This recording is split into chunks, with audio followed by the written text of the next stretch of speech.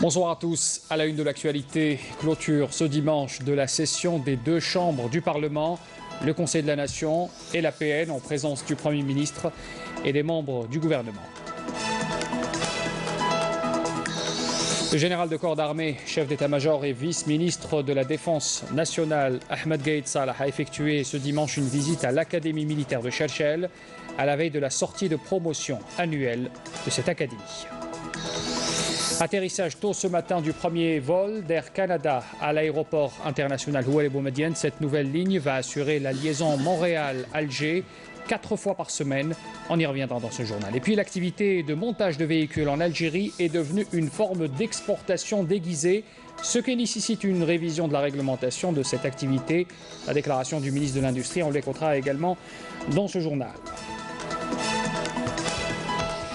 Bienvenue à tous. D'abord donc, cette session ordinaire du Conseil de la Nation pour l'année 2016-2017 a été clôturée aujourd'hui, ce matin, à Alger, sous la présidence de Abdelkader Ben Salah, président du Conseil. La cérémonie de clôture s'est déroulée en présence du président de l'Assemblée populaire nationale, Saïd Bouhadja, du Premier ministre Abdelmajid Tebboune et des membres du gouvernement également présents. Ben Salah a qualifié cette session d'extraordinaire et particulière dans son aspect politique, eu égard aux défis auxquels a été confrontée l'Algérie, qui a pu les relever grâce à la sagesse du président de la République, a encore précisé Abdelkader Ben Salah dans son intervention. L'Assemblée populaire nationale a clôturé également ce dimanche ses travaux de cette même session parlementaire 2016-2017 lors d'une séance plénière présidée par Saïd Bouhadja, président de la PN, en présence du Premier ministre Abdelmajid Tebboune et des membres du gouvernement. Le président du Conseil de la Nation également présent.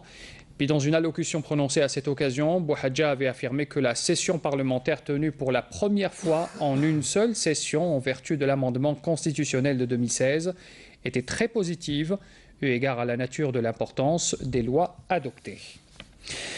Dans l'actualité aussi, le Premier ministre Abdelmajid Tebboune, en sa qualité de représentant du président de la République Abdelaziz Bouteflika, présidera la délégation algérienne aux travaux de la 29e session de la conférence des chefs d'État et de gouvernement de l'Union africaine, qui se tiendra à partir de demain à Addis Abeba en Éthiopie.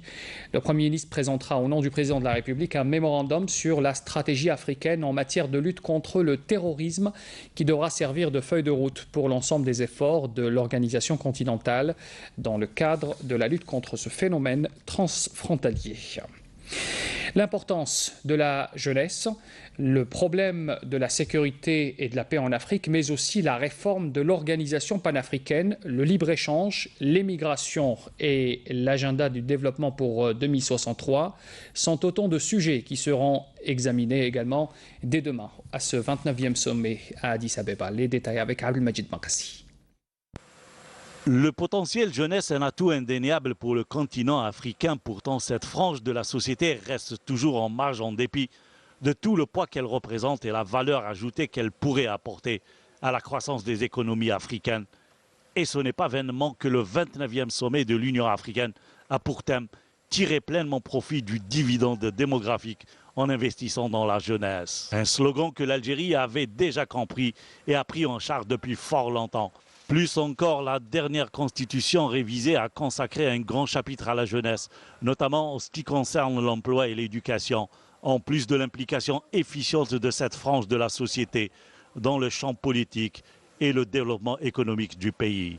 La jeunesse algérienne, qui représente plus de 70% de la population, fait l'objet d'une attention particulière, notamment avec l'institution par le président de la République du Conseil supérieur de la jeunesse avec un caractère consultatif et son intégration dans la nouvelle constitution. La politique suivie dans la prise en charge des problèmes de la jeunesse, notamment l'emploi, a permis à travers les différents dispositifs de création d'entreprises l'absorption du chômage qui se situe aujourd'hui à moins de 10%. Ce nouveau sommet de l'Union africaine sera également l'occasion pour l'Algérie, un pays pionnier dans la lutte contre le terrorisme et le règlement des conflits, de présenter son expérience en matière de lutte contre le terrorisme et le radicalisme violent, dans un continent où la paix et la sécurité sont de tout temps menacées. Au menu également plusieurs autres dossiers, à commencer par celui de la réforme de l'organisation panafricaine. Adoptée lors du dernier sommet de l'organisation tenu en janvier à Addis Abeba, la réforme de l'Union africaine doit désormais être clarifiée et mise en œuvre. La révision du barème des contributions et l'examen des voies et moyens plus efficaces pour les pays africains de s'acquitter de leurs contributions financières statutaires. La question de la zone de libre-échange qui facilite le mouvement des personnes et des capitaux, en plus de la question des migrations. Et enfin, la mise en place de l'agenda africain de développement pour 2063. Le ministre des Affaires étrangères, Abdelkader Ben Salah, déjà sur place, a plaidé depuis Addis Abeba en Éthiopie en faveur d'un partenariat gagnant-gagnant entre l'Afrique et l'Union européenne. Abdelkader Ben Salah, donc, je le rappelle, qui avait accordé cette audience au facilitateur de l'Union européenne, ACP pour Afrique, Caraïbes et Pacifique, Louis Michel. C'était en marge des travaux de la 31e session du Conseil de l'exécutif de l'UA. Écoutez la déclaration des deux parties. J'ai informé M. le ministre des Affaires étrangères que j'avais été chargé d'une mission de facilitation pour préparer les futurs accords Cotonou, puisque l'accord de Cotonou se termine en 2020 et donc les négociations vont commencer à la fin de cette année-ci. Dans le fond, développer une stratégie win-win entre l'Europe et l'Afrique, mais aussi pour s'attaquer aux problèmes quand même fort importants de l'emploi en Afrique. On a un problème d'emploi en Europe, on a aussi un problème d'emploi en Afrique. Et on sait qu'un pays comme l'Algérie est un pays extrêmement important parce qu'il a toujours développé une vision une et indivisible de l'Afrique. C'est l'expression du ministre des Affaires étrangères. C'est un avantage, évidemment, parce qu'il nous a prêté une oreille fort attentive. L'Europe est un partenaire, un continent voisin. Donc énormément de choses peuvent être faites avec l'Union européenne. L'Afrique a une approche du développement. Nous avons le NEPAD qui est une stratégie réellement de développement, mais dans le NEPAD, il y a l'aspect partenariat qui est un aspect extrêmement important. Donc l'Afrique est un continent émergent. L'Afrique donc a des atouts extraordinaires qu'elle peut développer avec un partenaire tel que l'Europe. Aujourd'hui, ce besoin de développement se traduit en infrastructure. J'ai dit à M. Louis Michel quels sont les efforts qui sont faits, y compris par notre pays, l'Algérie, à travers le transsaharien, et quels sont les dividendes d'une infrastructure de cette importance pour les connexions interafricaines. Le président du Conseil de la Nation, Abdelkader Ben Salah, a reçu aujourd'hui le président de la Commission des crédits financiers au Congrès, Rodney Freeling.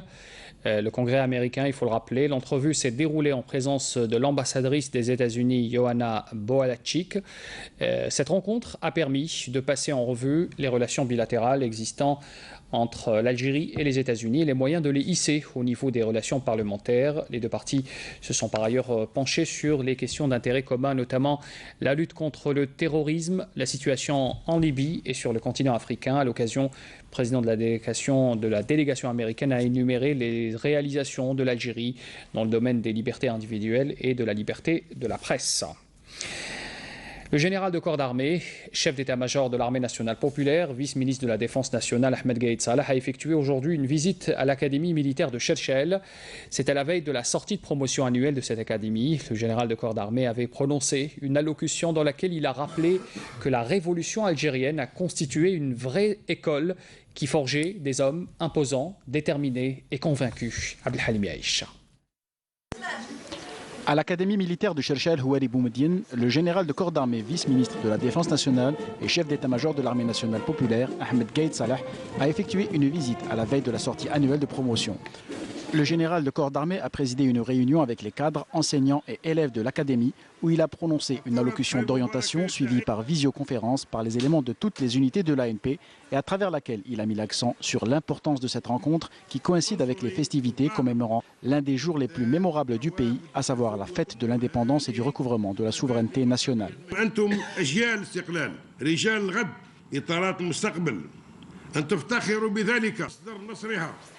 Vous êtes les générations de l'indépendance, les hommes de demain, les cadres de l'avenir. Vous devez en être fiers. La glorieuse révolution libératrice constituait une véritable école qui forgeait des hommes imposants, déterminés et convaincus que la fin de tout colonisateur est la défaite et la décadence, et qu'Allah procure la victoire contre les ennemis et que la patrie triomphera.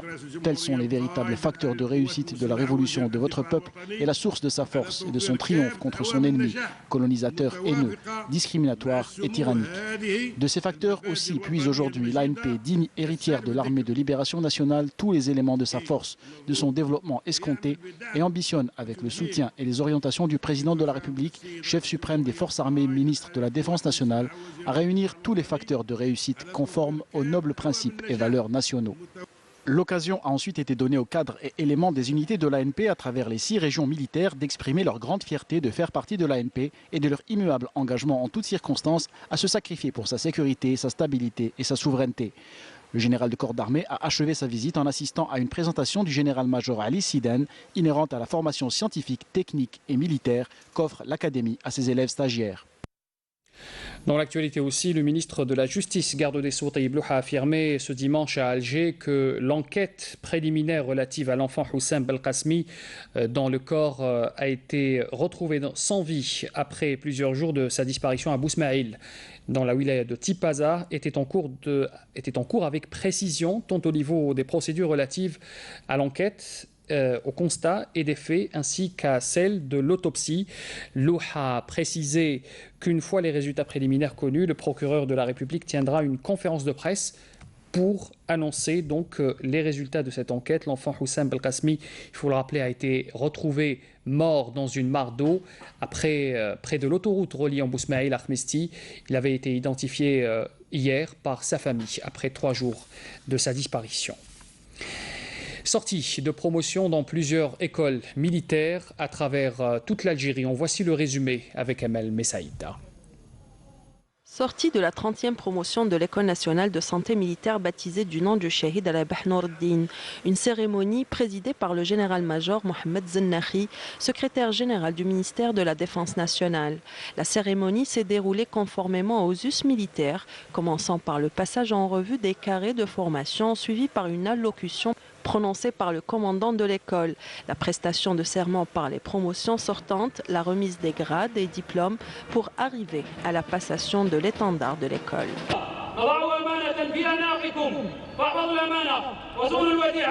À l'École supérieure de la défense aérienne du territoire a eu lieu la sortie de promotion de commandement de l'état-major, de perfectionnement d'officiers et de promotion d'officiers d'application ingénieurs. La cérémonie a été présidée par le général-major Ammar Amrani qui a donné son accord pour baptiser la promotion au nom du Shahid Larossi Boulenoir.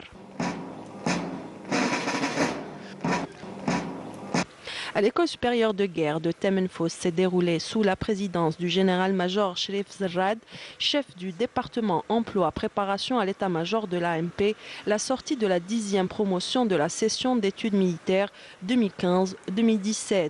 Après l'allocution prononcée par le commandant de l'école, le général-major Nourdin Kheloui, et la remise des diplômes et des grades, le général-major Sherif Zerrad a donné son accord pour baptiser la promotion au nom du Shahid Hamadi Karouma. La cérémonie a été clôturée par une photo de famille.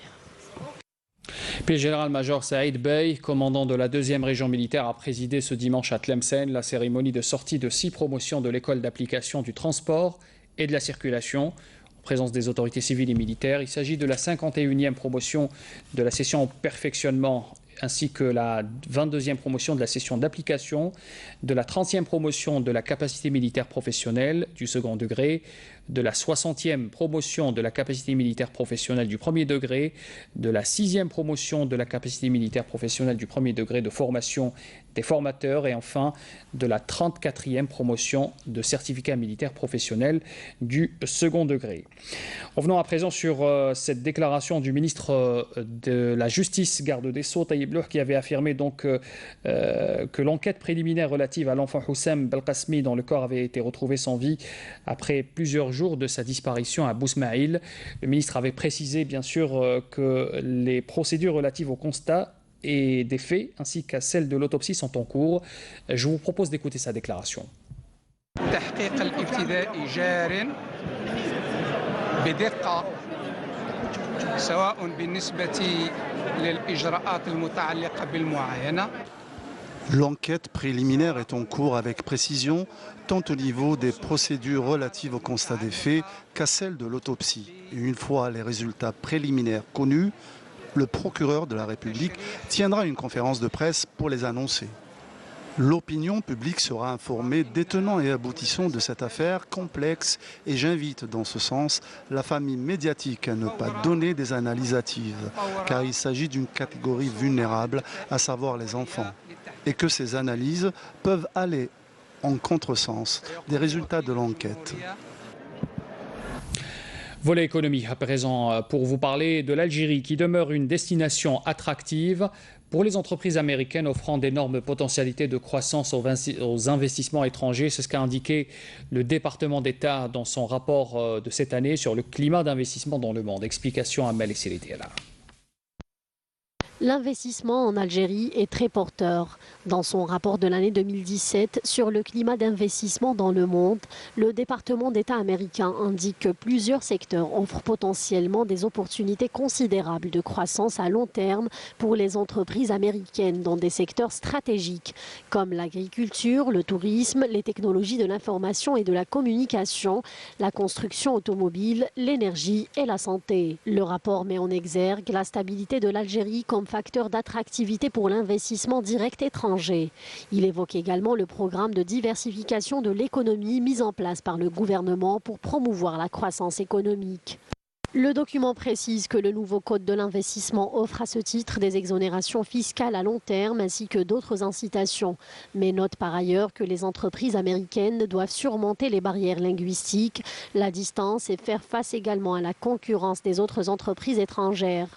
Abordant la règle 5149 régissant l'investissement étranger en Algérie, le rapport du département d'État précise qu'à l'opposé des PME, les grandes entreprises américaines peuvent trouver des façons créatives pour travailler dans le cadre de cette loi. Il explique en se référant aux précisions apportées par le gouvernement algérien sur l'institution de cette mesure que cette règle vise à empêcher la fuite des capitaux, protéger les entreprises algériennes, créer de l'emploi pour les nationaux et assurer un transfert de technologie. Le rapport rappelle que l'Algérie a amélioré en 2016 sa position dans le classement Doing Business de la Banque mondiale, notamment sur les indicateurs de démarrage d'entreprise, de facilité de raccordement à l'électricité et de l'obtention de permis de construire.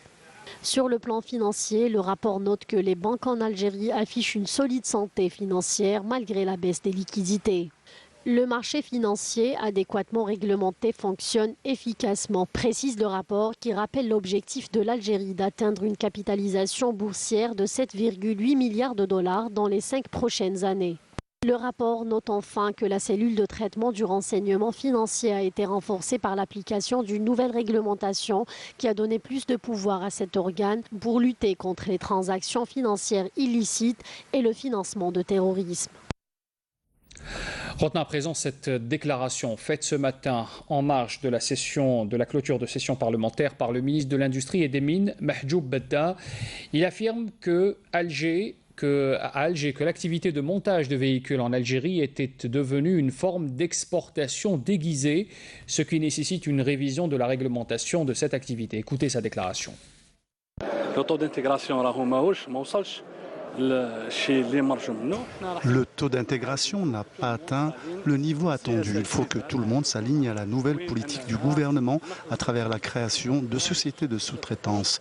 Il faut également mettre un terme au mode actuel de production dans ce secteur, étant donné que la majorité des entreprises de montage de véhicules n'ont pas atteint les objectifs assignés, notamment en matière d'intégration nationale.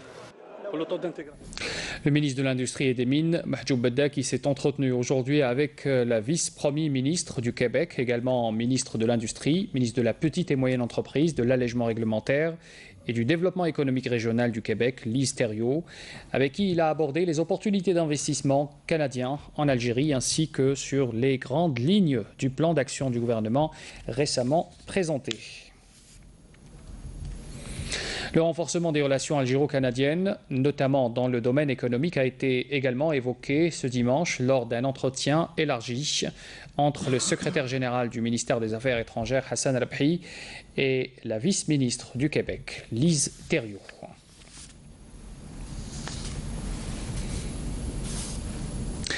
Atterrissage tôt ce matin du premier vol d'Air Canada à l'aéroport international Houari Boumediene. C'est une nouvelle ligne qui va assurer la liaison Montréal-Alger 4 fois par semaine. Depuis 2007, pour rappel, la liaison entre Alger et Montréal était assurée par la compagnie nationale Air Algérie qui, au fil des années, avait aussi renforcé ses dessertes en augmentant le nombre de vols. Voici la couverture ce matin de Nakhla Lorbi. L'avion d'Air Canada a atterri avec à son bord la vice-première ministre du Québec, ministre des PME, de l'allègement réglementaire et du développement économique régional et ministre de la condition féminine, une délégation de femmes d'affaires canadiennes et près de 200 passagers. Ces vols directs de la compagnie canadienne seront effectués dans un premier temps à raison de 4 départs par semaine à partir de l'aéroport Trudeau-Montréal. Honnêtement, je pense que les liens d'affaires entre la communauté algérienne et la communauté québécoise, parce que c'est au Québec qu'on retrouve la plus grande concentration de la communauté algérienne. Donc, je pense que ça va nous permettre de mieux renforcer nos liens d'affaires, nos liens économiques, mais également nos relations diplomatiques. Donc, je suis très fière d'être ici en cette magnifique journée. Pour nous, c'est un pas de plus dans le raffermissement des relations économiques entre nos deux pays. C'est tant sur le plan humain, parce que, comme Madame la vice-première ministre le dit, il y a une grande communauté algérienne qui vit au Canada, essentiellement au Québec, et sur le plan également économique pour les échanges que ce transport apporte en plus de la liaison aérienne directe d'Air Algérie qui existe, elle, depuis 10 ans. Air Canada devient donc la première compagnie aérienne canadienne à assurer la liaison directe sans escale entre Montréal et Alger et aussi la première compagnie aérienne nord-américaine à desservir l'Algérie.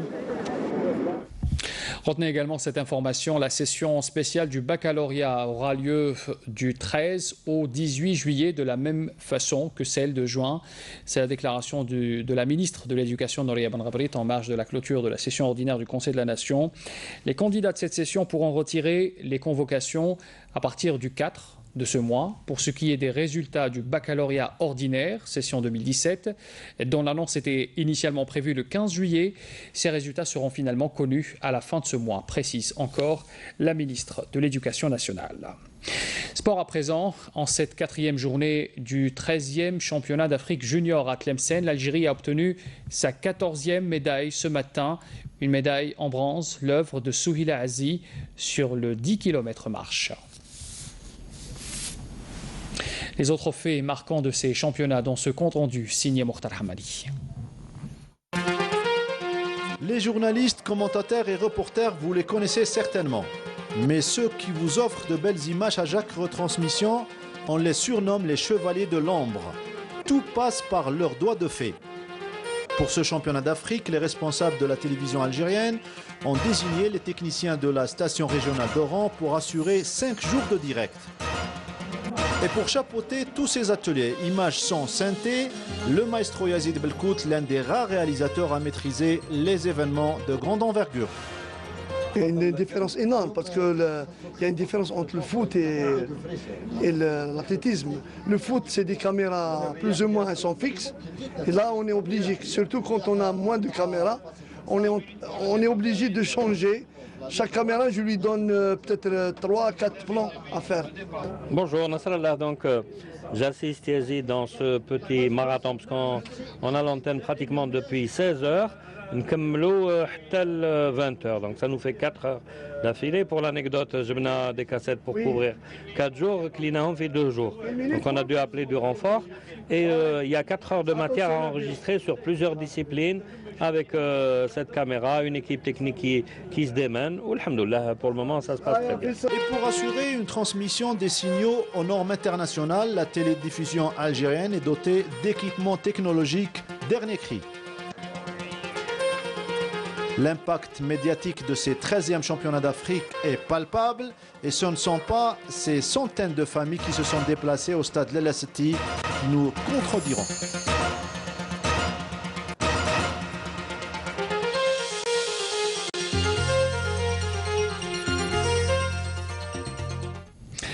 Le sport toujours, le CR Belouizdad jettera toutes ses forces dans la finale de la Coupe d'Algérie de football contre le SCTIF. Ça sera mercredi au stade du 5 juillet à Alger à partir de 16h30 pour s'offrir un 7e trophée dans cette compétition. C'est ce qu'a assuré d'ailleurs son entraîneur Badou Zaki lors d'un point de presse tenu au siège du club au Caroubier, aux côtés du capitaine du CRB Tariq Sherfaoui et du président du club Ahmed Wahafs.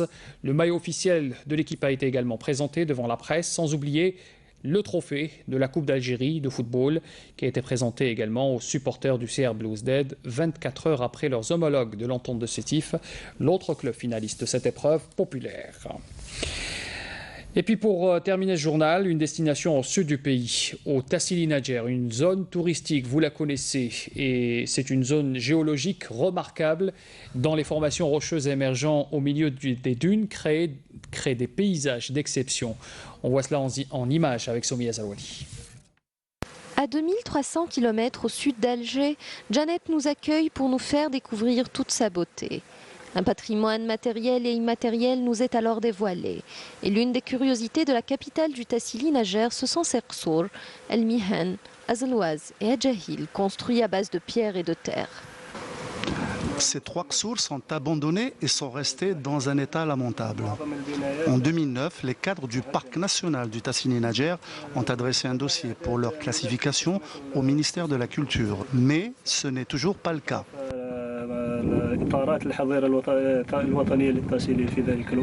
L'autre grande richesse de la ville, ce sont ses sources d'eau aux vertus thérapeutiques. Il est dit que cette eau guérit les brûlures.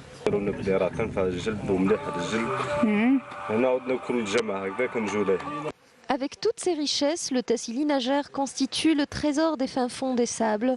Il émerge au milieu du Sahara, renfermant les meilleures fresques que la nature façonne. Un rappel des titres avant de vous quitter.